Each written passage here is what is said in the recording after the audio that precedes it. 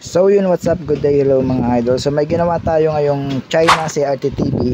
Ang brand niya ay A1. So ang problema na to, itong flyback niya. So ang ginamit kong flyback 1010A. Yan, 1010A ang ginamit ko. Ang dating flyback na nakakabit ay 1719A. So natanggal lang yung pinaka yan, 1719A. So alam naman natin na hindi match yung flyback na yan, kaya mas malapad yung picture na to. At saka dito siya sa dulo. Dati kasi dito siya, dito yung slot ng 1719A. So ayun, doon ko siya nilagay. Tapos ginamitan ko na lang ang pinagbabawal na technique para sumakto yung picture sa gilid, kasi yung picture niya sa gilid ay masyadong mabuka. So mataas din yung 180 kapag ganun.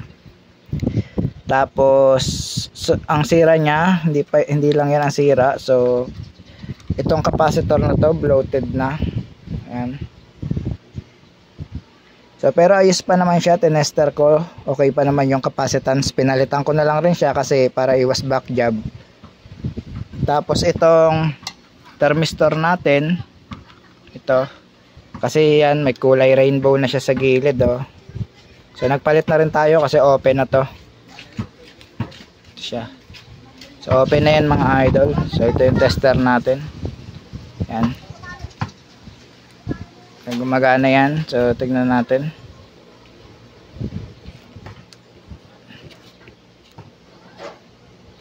So yan mga idol, wala nang reading. So open talaga yung ating thermistor. So yun, pakita ko na lang rin na chinek natin yon. Ayan siya, ayan yung video na chinecheck natin, good talaga siya. So ang video na to para kay Sir Federico Natividad.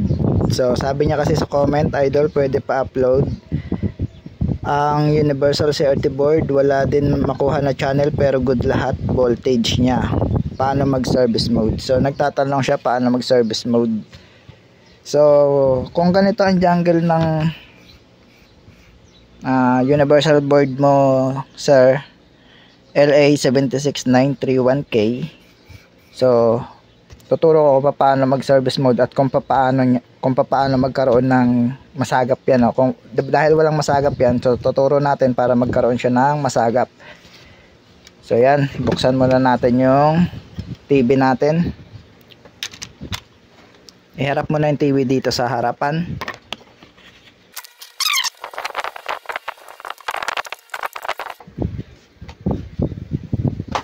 So pag magsa-service mode tayo, kailangan natin ng remote. Kumuha muna tayo ng remote.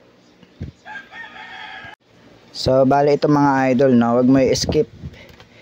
So saksak natin, naka-on na yan. Wait lang natin mga idol mag-on. So yan, sakto na yung gilid nyo. So kanina kasi yung video dito na banda, so lampas-lampas siya sa frame. So ganito mga idol, no. So ganito idol gagawin mo kapag gusto mo mag service mode. So kailangan mong pindutin volume 0 muna. Kailangan mo munang gawing 0 yan kasi hindi gagana ang service mode kapag hindi naka 0 ang volume mo. Tapos pindutin mo menu 6568. Kaso ang problema, sira tong 6 ng remote natin, no? Ayaw gumana ng 6, kaya hindi ko mapapasok yung service mode. So pero meron tong secret button, ayan, no? Kung mapapansin mo may butas siya, no? Pwede mo rin yung pindutin para diretso service mode ka na. Pero kung wala, kung ang remote mo walang butas, ang kailangan mong gawin, pindutin mo yung menu, tapos 6, tapos 5, tapos 6, tapos 8, 6, 5, 6, 8. So dahil sira nga yung 6 ng remote, so ito na lang gagamitin ko, yung secret button nya. So kunyari pinindot ko na menu 6568, mapupunta ka dito. So tusukin lang natin, ayaw. So yan, mapupunta ka sa factory kapag pinindot mo to or yung 6568. Pumunta ka, pindutin mo pa isa pa, menu 6568 ulit hanggang makarating ka sa adjust menu. So isa pa, service mode ulit natin, isa pa. Yan, black and white balance, mapupunta ka sa pangalawang program, no? So isa pang menu 6568, bali 3 beses mo gagawin yon para mapunta ka sa, wait lang, yan, mapunta ka sa adjust menu. Ay, nabunot yung saksakan, maluwag kasi. Wait lang natin mga idol. So sana tayo, doon na tayo sa adjust menu, no? Ilagay ko lang mga idol, cut ko muna yung video. Ayun. So yan, nandiyan na tayo sa adjust menu mga idol. Pag nandiyan ka na, ang panglipat mo yung mute, tapos yung pangbalik mo yung display. Ito. Kaso sira rin yung display ng pindutan, kaya puro mute lang mapipindot ko. So puro up lang to, puro isa pa. Yan, naka 1 na tayo, isa pang pindot, 2, 3. Pag kagaling mo sa 3, pag pinindot mo ulit yung mute, babalik yan ng 0. O, diba? Kailangan mong baguhin yung, lagay ulit natin siya sa 3. Kailangan mong baguhin tong setup select, gawin mong 1 para pag pinindot mo yung mute, magiging 4 na siya. So yan, naging 4, 5, 6, 7, 8, 9, 10, 11, 12, 13, 14, 15, 16, 17, 18, 19. Pumunta ka sa 19. Tapos tignan mo yung BIF system switch kung naka number 3. So para sure, gayahin mo na lang yung program. 1, 3, 5, 1, 1, 32, 8, 0, 0. Yan, ayun yung kanyang program. Gayahin mo na lang pagdating sa 19. So pagtapos dyan, tignan mo rin yung number 8. So magkakaroon na ng raster, no? Kasi tignan natin, baguhin natin to. Ayan, nangyayari sa raster niya kapag naka number 2. Kapag number 1 naman, so yan, 0, mas maitim.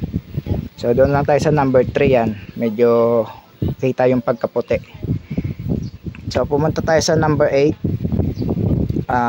Mute lang ulit. Mute kasi sira ang display, hindi natin maback. So puro forward lang tong ano ko. So yan, gayahin mo na lang rin, no? 1160, 136, 2111.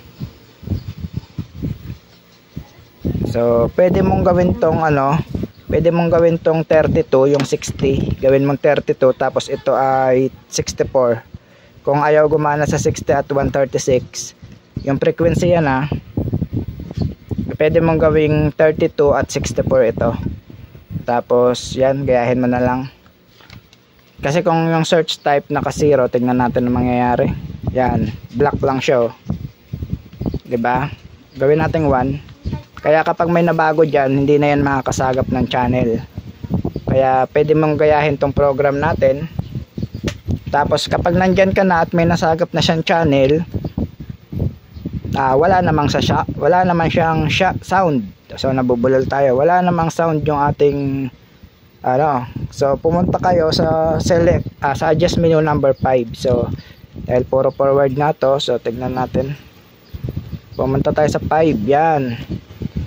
Pag nandiyan na tayo sa 5, so medyo malabo, so nakikita ba sa camera kasi masyadong maraming itim-itim na lumalabas. Sa 5, yung S-trap test number 4, naka number 4, yung FM gain 0, yung volume filter 0, yung mono switch 1, yung 4.5M option naka 1. So ayan yung mahalaga, kailangan yung i-1. So 5.5M option, kahit i-0 nyo na yan lahat, no? Pero okay lang rin kahit naka 1 yan mga idol. So